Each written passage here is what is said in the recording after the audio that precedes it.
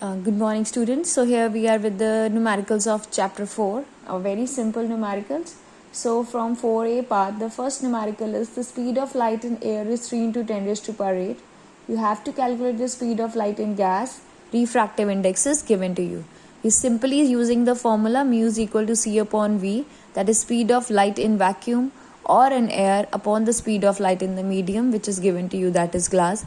Putting down all the values, when you put it, you solve it, you get the value of the V. The second question we are having, the speed of light in diamond is 125,000 kilometer per second. You have to calculate the refractive index at speed of light is given to you. Again, we use the same formula. As it is given kilometer per second, we will convert it into meter per second. C value is given to us in meter per second, that is 3 into 10 raised to power 8. Okay.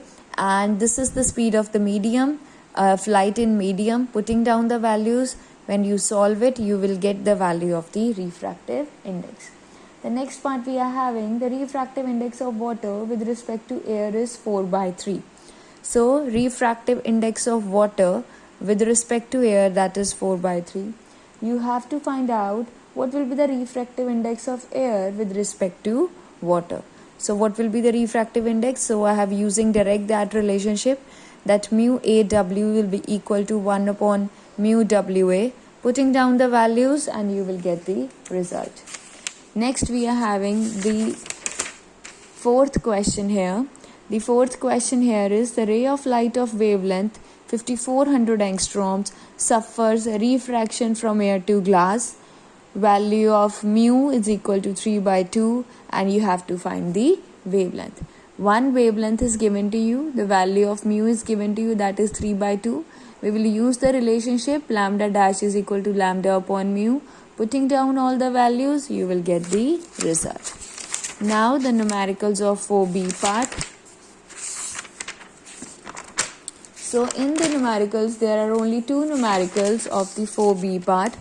That two numericals are, the first one is a ray of light incident at an angle of incidence 48 degree, angle I is given to us, on a prism of refractive angle 60 degree, angle of prism is given to us, suffers minimum deviation. You have to calculate the minimum deviation.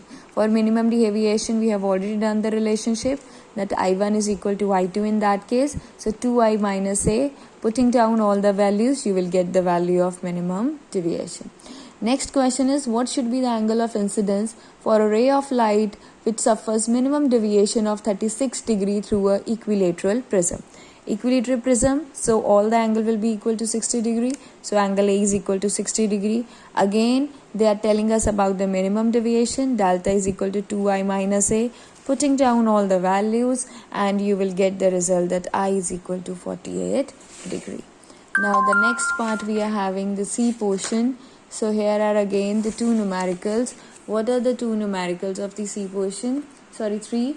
A water pond appears to us is 2.7. So apparent depth is given to you, that is 2.7 meter deep. If the refractive index of water is 4/3, its refractive index is 4/3, find the actual depth. Simply use the formula mu is equal to real depth upon apparent depth. Put down all the values, do the calculations, you will get the result. The second question here we are having, a coin is placed at the bottom of a beaker containing water. Refractive index is given to a depth of 12 centimeter. To a depth we kept it. So it is what? A real depth.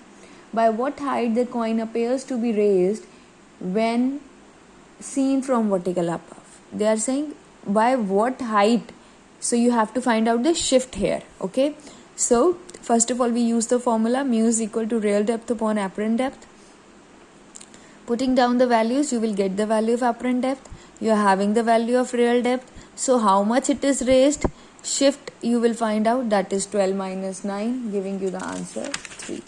The last numerical here we are having, a postage stamp kept below a rectangular glass slab of refractive index 1.5. Mu is given to you. When viewed from vertically above, it appears to be raised by 7 mm. So this is value of shift is given to you, that is 7 mm. Calculate the thickness of the glass. So you have to calculate the thickness of the glass slab. So you have to basically find out its real depth. So putting down all the values, when you solve it, you will get the thickness or the real depth part of it. Okay, thank you very much. These are the solved numericals part of chapter 4.